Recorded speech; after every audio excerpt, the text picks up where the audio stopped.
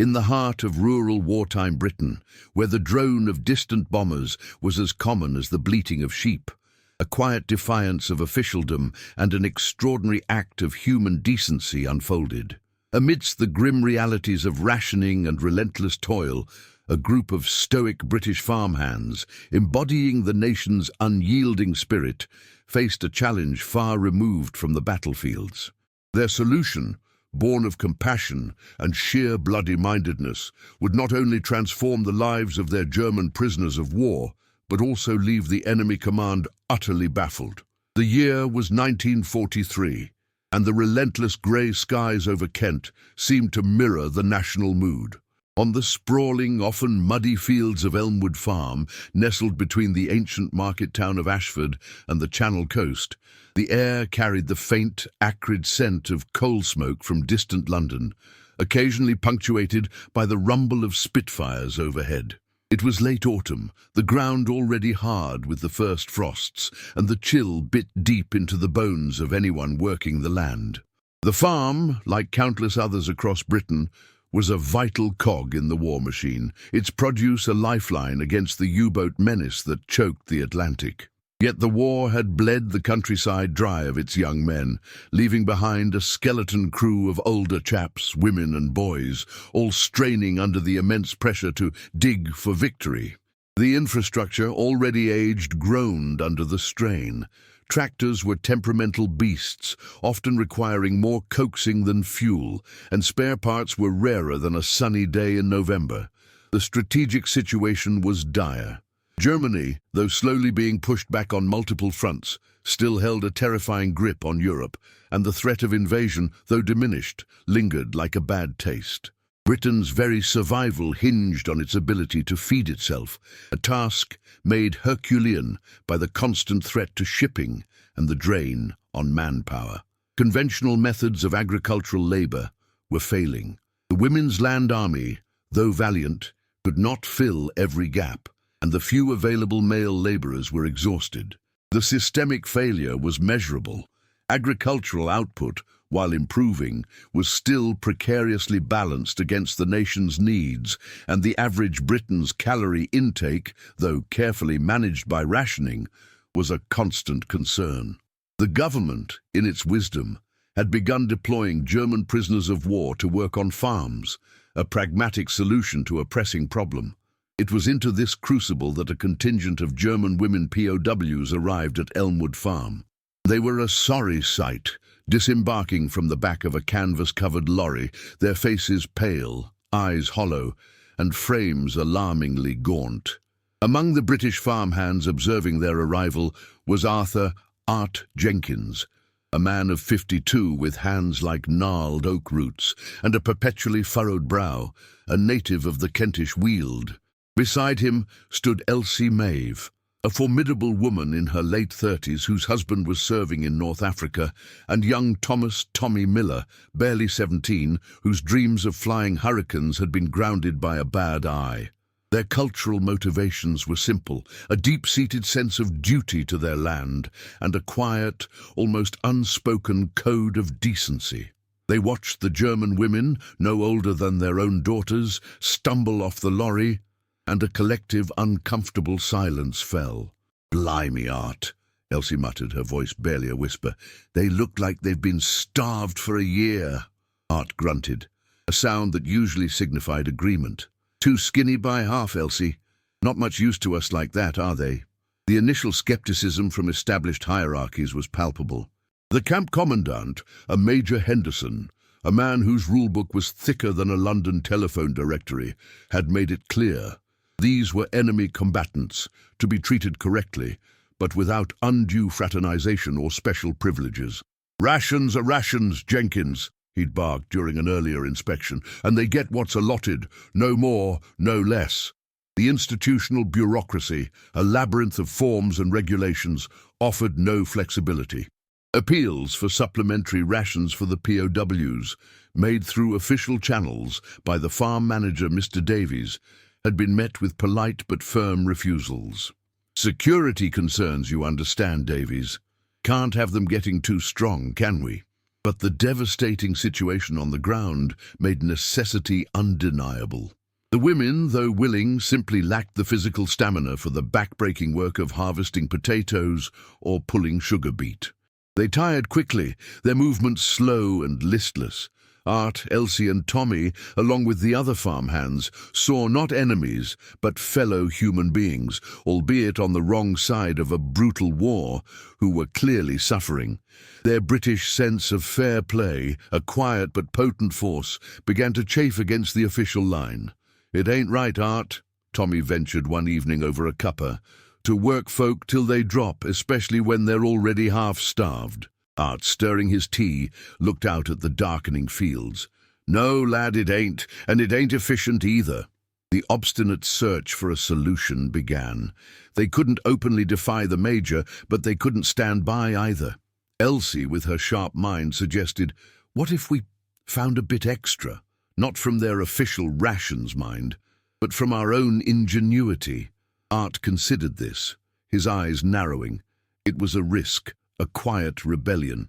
But the sight of the German women, shivering in their thin uniforms, their faces etched with hunger, had solidified something within him.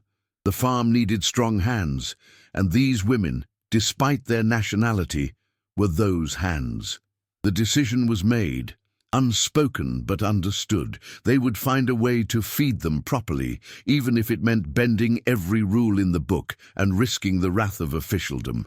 The project, born of necessity and a stubborn refusal to accept cruelty, was about to begin.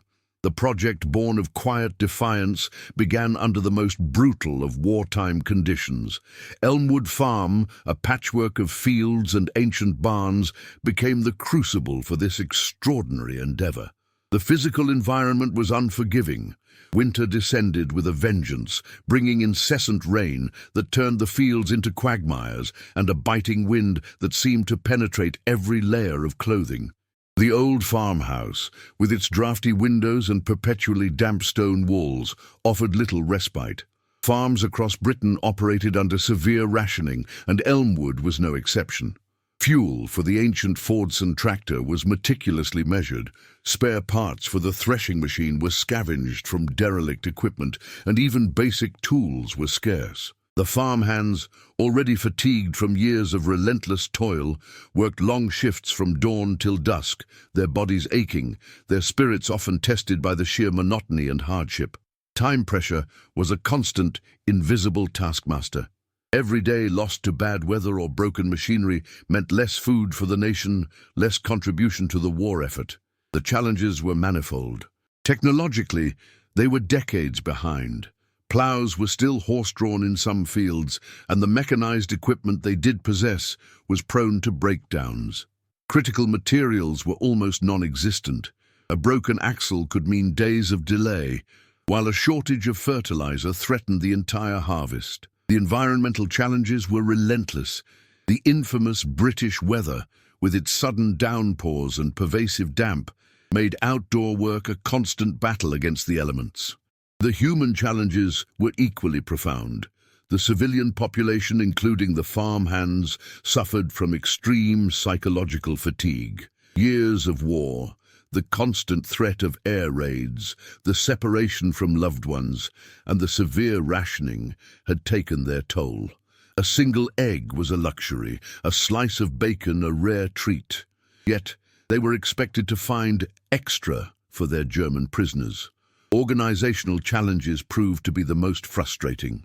Major Henderson, the camp commandant, remained a stickler for protocol. Any deviation from the official ration scale for the POWs was strictly forbidden. "Regulations are there for a reason, Jenkins," he declared, his voice clipped, "to maintain order and security."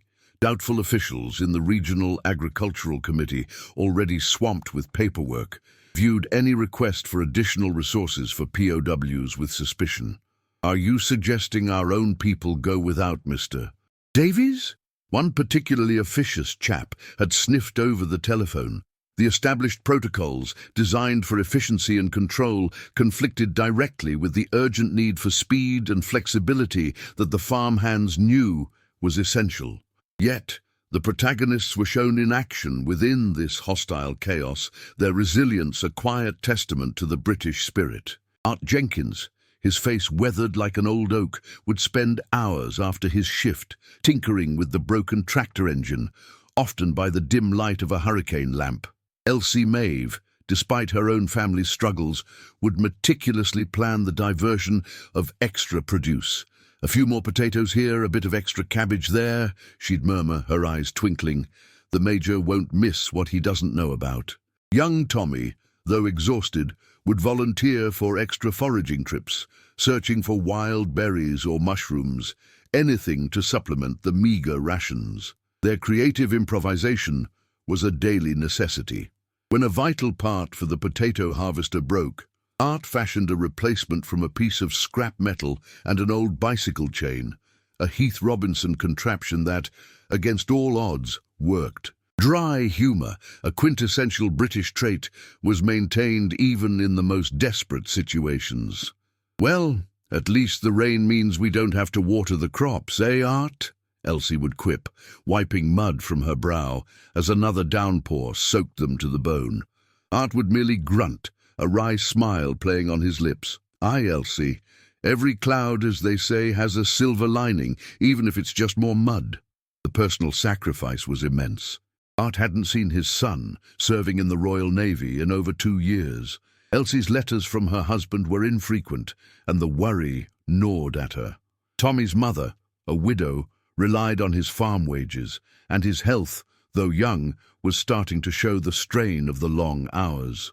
Predominant themes emerged: human resilience under extreme adversity, the importance of improvisation when resources failed, the real human cost of innovation, and the unexpected union of social classes in a common struggle.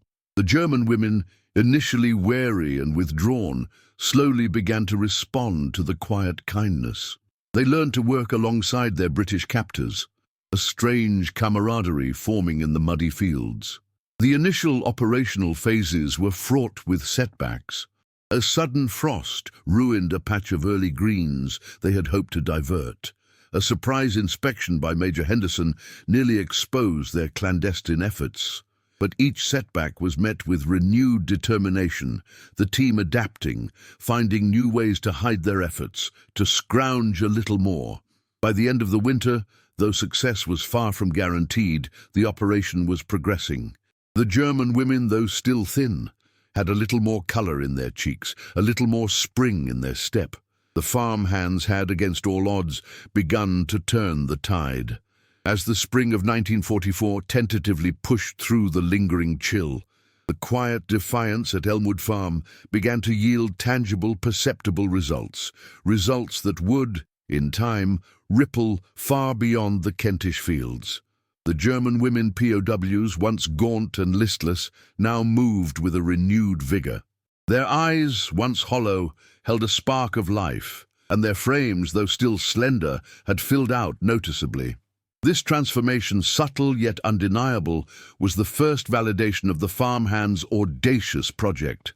Yet, it was a validation that the true adversary, the German High Command and its intelligence apparatus, could not decipher or fully counter.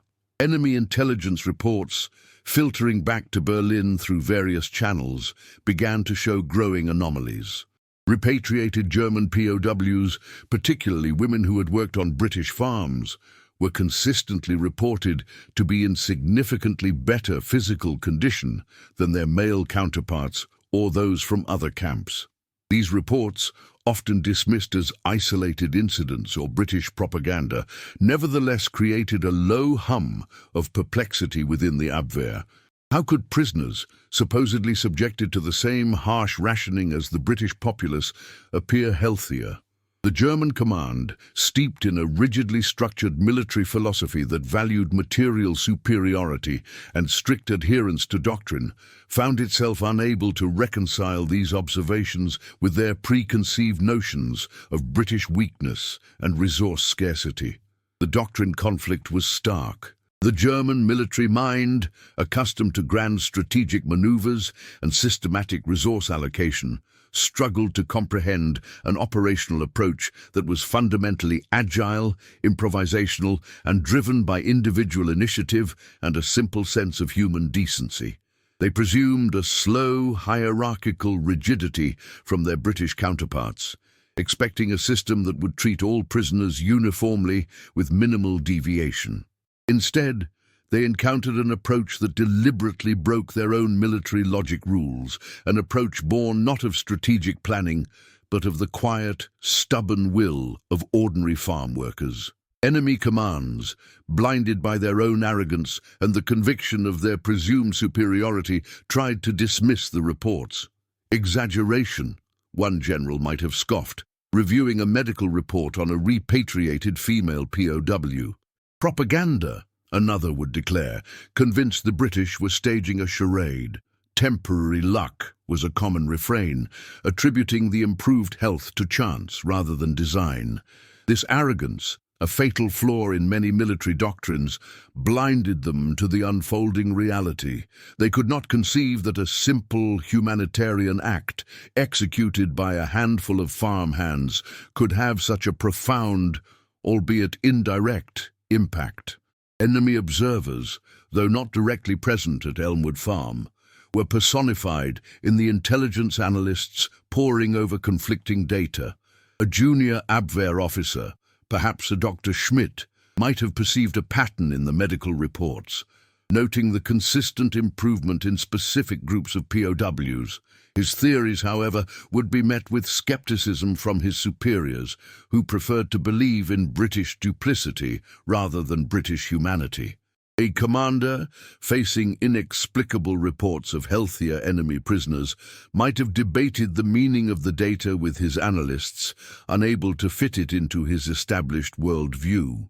The idea that the British were simply being decent and that this decency was yielding unexpected benefits was anathema to their rigid ideology. The first direct engagement where the operation demonstrated its effectiveness was not a battle, but the undeniable evidence of the women's improved health and, crucially, their increased productivity.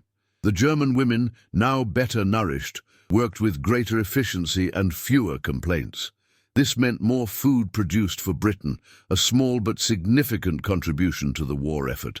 The theory that well-fed workers are more productive became a devastating reality for the side that could not adapt its thinking.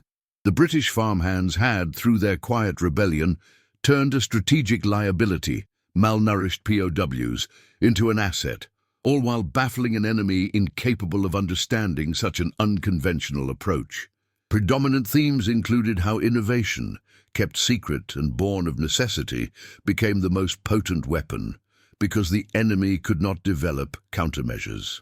How doctrinal arrogance made the enemy military incapable of adapting quickly to an unexpected human element.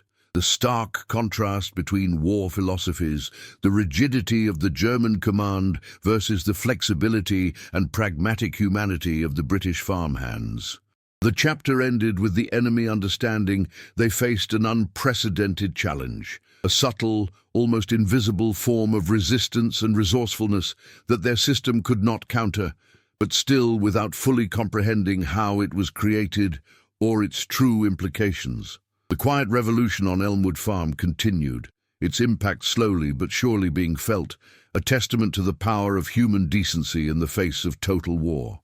When the guns finally fell silent in May 1945, a profound, if restrained, sense of relief washed over Britain. The war was over, and the real impact of countless small, unheralded efforts, like the one at Elmwood Farm, began to be understood. The operation, the quiet, unofficial feeding of German women POWs, had saved lives, not just by improving the health of the prisoners themselves, but by ensuring their productivity contributed to Britain's vital agricultural output. This, in turn, helped to neutralize a small but significant portion of the enemy's capacity to inflict hardship on the British populace through food shortages.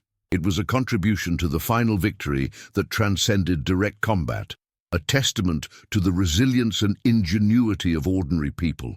The climate was one of victory, hard-won through years of relentless resilience, quiet innovation, and immense personal sacrifice. The celebration was not boisterous or extravagant. Rather, it was a deep existential relief that the seemingly endless struggle had finally concluded. For the farmhands of Elmwood, it was the satisfaction of a job well done, of having done their bit, and perhaps of having upheld a certain British standard of decency even in the face of an enemy. The enduring consequences of such actions revealed impacts transcending the immediate military context. The understanding of how wars can be won was subtly transformed. It wasn't just through material superiority, though that was undeniably crucial, but also through tactical innovation, creative improvisation, and the sheer unyielding determination of the human spirit. The Elmwood story, though largely unrecorded, proved that collaboration, even between ostensible enemies, could yield unexpected benefits, and that initiative and improvisation were as valuable as bureaucratic hierarchy. It established a quiet standard for humane treatment that, in its own way, spoke volumes about British values. The protagonist's fate, like that of many forgotten heroes, was varied. Arthur Jenkins, his body worn but his spirit unbroken, returned to his quiet life on the farm, his acts of kindness never publicly recognized beyond the grateful glances of the German women he had helped. He continued to work the land until his retirement, a pillar of his community, his wartime experiences a quiet, internal legacy. Elsie Maeve's husband returned from North Africa, scarred but alive, and they rebuilt their lives. Her wartime resourcefulness now channeled into raising her family and managing the farm's accounts. Young Thomas Miller, inspired by the quiet heroism he had witnessed, eventually joined the post-war agricultural service, using his wartime lessons in improvisation and efficiency to help modernize British farming. Their contributions, though not marked by medals or parades, were etched into the memories of those they had touched. Some, like Major Henderson, continued in influential positions, perhaps never fully grasping the subtle power of what had transpired under his nose. Others, like the German women themselves, returned to their shattered homeland, carrying with them not just the physical nourishment, but the unexpected memory of British decency. For many years, the story remained largely untold, a quiet footnote in the vast tapestry of the war. Formal recognition was delayed if it ever came at all. Decades later, perhaps in the early 2000s, a diligent historian researching the social history of wartime agriculture might stumble upon a dusty archive.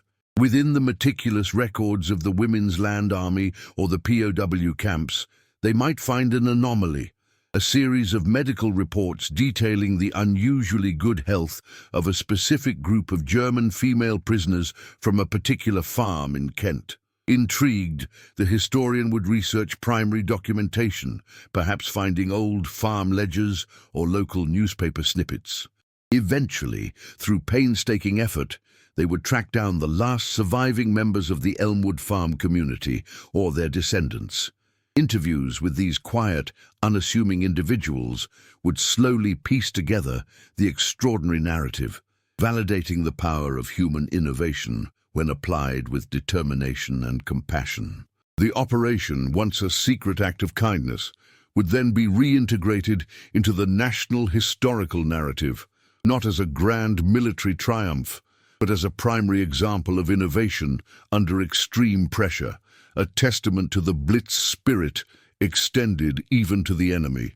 The chapter concludes with a final reflection.